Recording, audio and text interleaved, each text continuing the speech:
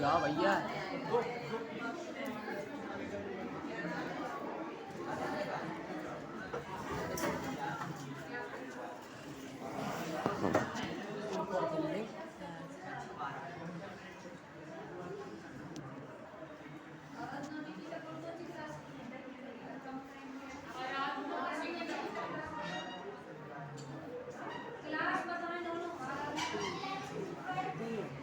Dean बोलना dean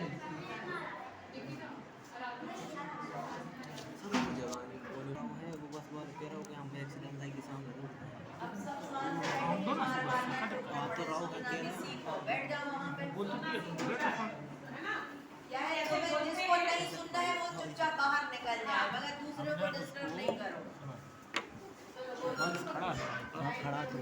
मेरा नाम आदित्य राज, मैं पन्ना जिले से आया हूँ। आज मैं विद्यार्थी जीवन में मोबाइल के प्रभाव को बताऊंगा। इसलिए मैं बिल्कुल मोबाइल में विद्यार्थी जीवन में बिल्कुल आज मोबाइल के उपयोग से संचार में आसानी हो गई है।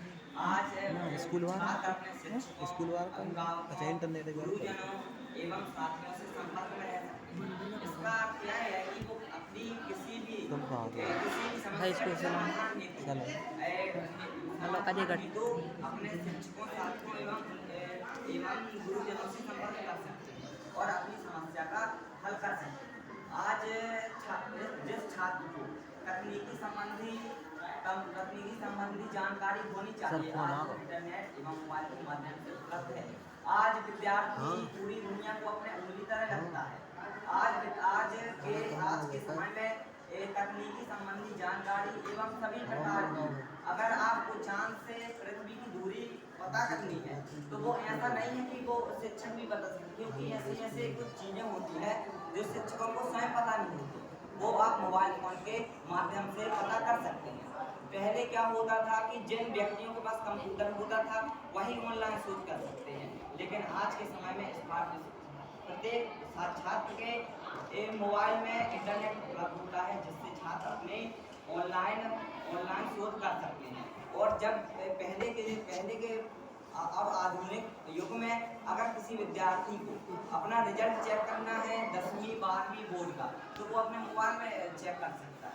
पहले क्या होता था कि जब रिजल्ट चेक करना होता तो उनको ऑनलाइन कंप्यूटरों के पास जाना पड़ता था और अपना रिजल्ट चेक करते थे। आज लोकेशन टेस्ट जैसी कई एप्लीकेशन जिससे उनके माता पिता को यह आश्वासन दिया जा सकता है कि छात्र आपका हर समय सुरक्षित है। आज के समय में अगर किसी छात्र की किसी भी समय दुर्घटना हो जाती है या फिर उसके साथ कुछ ऐसे परिणाम हो सकते हैं जो उसके लिए हानिकारक होते हैं, वो अपने माता पिता को संपर्क कर सकते हैं एवं उनके माता पिता स्वयं उनको लोकेशन में रख सकते हैं और देख सकते हैं कि छात्र हमारा कहाँ है, हमारा छात्र कहीं मुसीबत में तो नहीं। और जो छात्र कभी बाहर जाते थे तो उनके पास पैसे तो होते थे लेकिन पैसे रखने के लिए सुविधा नहीं होती थी। ट्रेनों में जाते थे, बसों में जाते थे तो उनके साथ चोरी हो जाती थी। लेकिन आज के समय में ऐसा प्रभाव हुआ है कि आज छात्र अपने पैसों को ऐसी एप्लीकेशन मोबाइल में उपलब्ध हो गई जिसके माध्यम से हम सेव रख सकते हैं। जैसे आप देखिए UPI, फोन पे, गूगल पे, ऐसी अन्य एप्लीकेशन जिसके माध्यम से आप अपने पैसों को तुम कह देना मोबाइल भी तो चोरी हो सकता है। मोबाइल फोन से अगर आपके साथ कोई दुर्घटना हो जाए, अगर आप सड़क में चल रहे हैं, मान लीजिए आपके साथ एक्सीडेंट हो जाता है और आपकी जान बिल्कुल हालत में होती है तो आपको आपके माता पिता को किसी को भी आप कोई संपर्क कर सकता है और आपको तुरंत मोबाइल के माध्यम से एम्बुलेंस बुलाकर आपको हॉस्पिटल तक पहुंचाया जा सकता है, जिससे आपकी जान बच सकती है। और मोबाइल के अनेकों फायदे हैं। मोबाइल में अलार्म, नोटपैड एवं अन्य जानकारियाँ होती हैं जिससे यह आश्वासन दिया जा सकता है कि छात्र अपनी परीक्षा का दिनांक ना भूलें, क्योंकि कुछ छात्र ऐसे होते हैं जो मोबाइल के चक्कर में फंस जाते हैं, लेकिन ऐसा नहीं होता है क्योंकि छात्र अपने समय को भी बचा सकते हैं। उनमें अलार्म होता है जिससे विद्यार्थी अपने टाइम टेबल बना सकते हैं और उसके अनुसार पढ़ाई कर सकते हैं।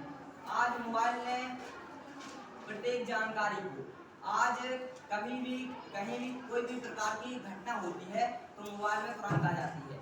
अगर किसी भी प्रकार का राष्ट्रीय अंतर्राष्ट्रीय क्रिकेट या फिर कुछ भी होता है तो उसमें मोबाइल में स्वतः जानकारी उपलब्ध करा बताई जाती है और आप उसको पता कर सकते हैं। आज मोबाइल बहुत उपयोगी है, क्योंकि आज पहले क्या होता था कि पहले के जो बच्चे होते थे वो शिक्षकों से नहीं पढ़ पाते थे, क्योंकि उनके पास वो सुविधा नहीं होती थी और वे शिक्षकों के पास जा नहीं पाते थे। लेकिन आज इंटरनेट के माध्यम से वे ऑनलाइन कोचिंग कर सकते हैं, वे IAS, IPS, नीट, IIT ऐसे एग्जाम क्लियर कर सकते हैं, क्योंकि मोबाइल में ऐसी एप्लीकेशन होती है जैसे फिजिक्स वाला ने कई ऐसे बच्चों का सपना पूरा किया जिससे वो आज IITian बने हैं, जो कि गरीब बच्चा भी बन सकता है। उसमें 2 घंटे 3 घंटे उसका बैच लगता है और बन सकते हैं। UPSC के लिए खान सर, जो कि आज बिहार से हैं, उन्होंने बताया है कि आज जो बच्चे मेरे पास नहीं आ पाते थे, जो बच्चे गरीब हैं और वो गांव से हैं, वो भी आज उसके माध्यम से कोचिंग ले सकते हैं और UPSC जैसे बड़े टफेट जो पूरे विश्व के 3 सबसे टफेट एग्जाम में आता है, उनको क्लियर कर सकते हैं। आज मोबाइल में सभी जानकारी होती है। आज मोबाइल में देखिए आप पाठ्य पुस्तक 1 से 12 तक ऐसी एप्लीकेशन आती हैं जिसमें आपको पूरी पाठ्य पुस्तक, उनसे संबंधी जानकारी और जैसे अध्ययन के लिए ऐसे स्रोत होते हैं जो आप उन्हें क्लियर कर सकते हैं और अपनी समस्याओं का समाधान बड़ी जल्दी से कर सकते हैं। धन्यवाद।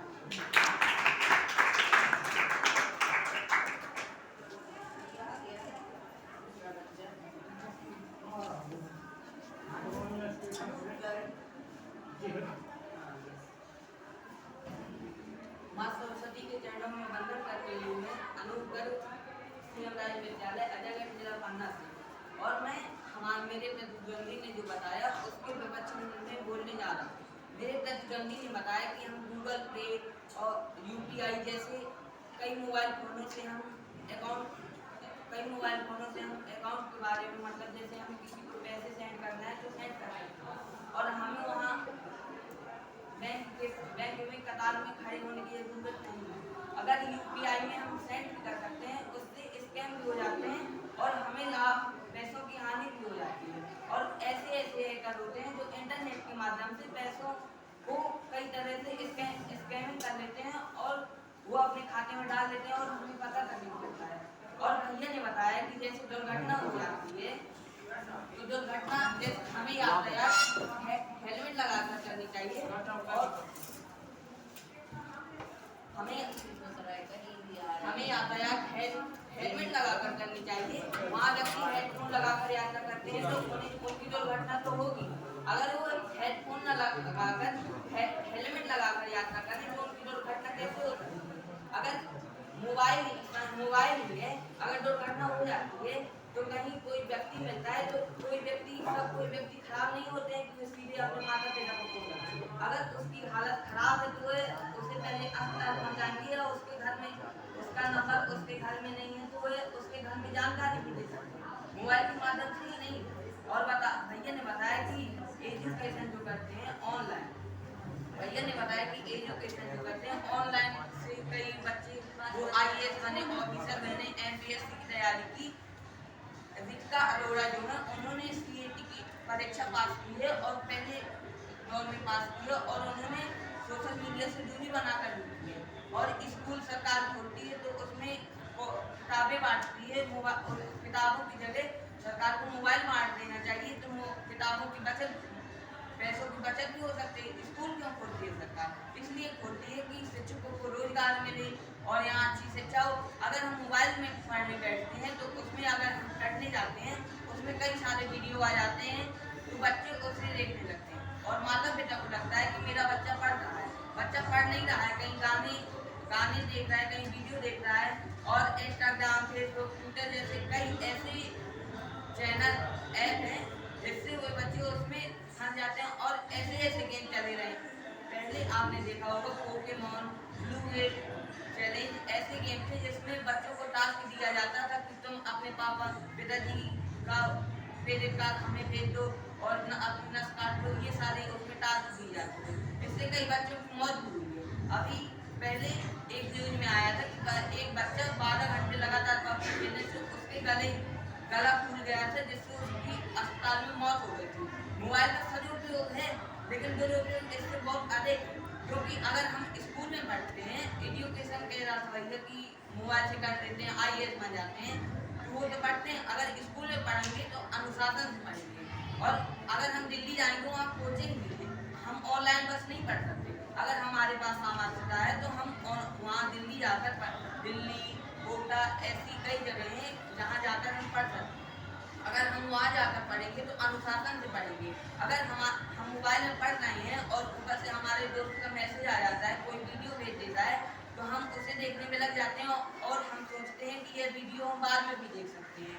और जैसे हम स्कूल में पढ़ेंगे तो टीचर के सामने हम बैठे होंगे तो हमें लगेगा कि सर से हम ध्यानपूर्वक पढ़ लें। अगर हम दोबारा पूछेंगे और मतलब कि हम अगर दोबारा पूछते हैं तो सर बता देंगे, लेकिन अगर हम मन से पढ़ेंगे तो हमें पूछने की ज़रूरत नहीं पड़ेगी। और मोबाइल से पढ़ने में ये होता है कि हम जैसे मोबाइल में पढ़ा उसे रिसीव कर सकते हैं, उसमें टीचर दोबारा वही चीज़ नहीं बता सकता समझा कर। और यहाँ स्कूल में है, अगर बच्चे को समझ में नहीं आता है तो टीचर उसे विस्तृत रूप से बच्चे को समझाता है कि अगर उसका मस्तिष्क कमजोर है तो उसे आराम से समझाता है।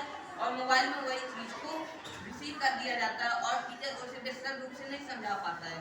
और भैया ने बताया कि मोबाइल से दुर्घटना होती है, हम फोन लगा सकते हैं तो दुर्घटना हो ही नहीं सकती। और कहता है IAS बन सकते हैं ऑफिसर। और मोबाइल इंटरनेट के माध्यम से पूरा विश्व उंगली में। स्वामी विवेकानंद, महात्मा गांधी, सुभाष चंद्र बोस के पास कौन सा मोबाइल था जिससे वो इतने महान हुए, और उनके पास कौन सा इंटरनेट संचार था कि जिससे उन्हें पूरा देश जानता है और विश्व जानता है।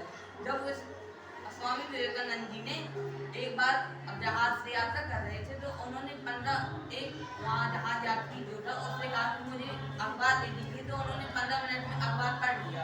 और अपने उनके दोस्त ने कहा कि मुझे दे दीजिए, तो जब वो दे रहे थे तो वो उड़ गया था। तो वो जो विदेशी यात्री था तो उसने उनके दोस्त को बहुत डांटा। स्वामी विवेकानंद जी ने कहा आप मुझे एक कॉपी पेन दे दीजिए और मैं आपका अखबार लिख के दे दूंगा। वो हंसने लगा। उसके बाद उन्होंने जब लिख कर दे दिया तो वह आश्चर्यचकित हो गया। ये इंटरनेट के माध्यम से नहीं, वो जब इंटरनेट नहीं था तब इतने ज्ञाता थे। और इंटरनेट के उनके पास कौन सा मोबाइल था कि iPhone 20 या Vivo 9 Redmi 9 थे जिससे वो इतने पढ़ कर विख्यात था। और हमें मोबाइल से जागरूक होना चाहिए। मैं अपने शब्दों को अंतिम कविता के साथ विराम करने जा रहा हूँ।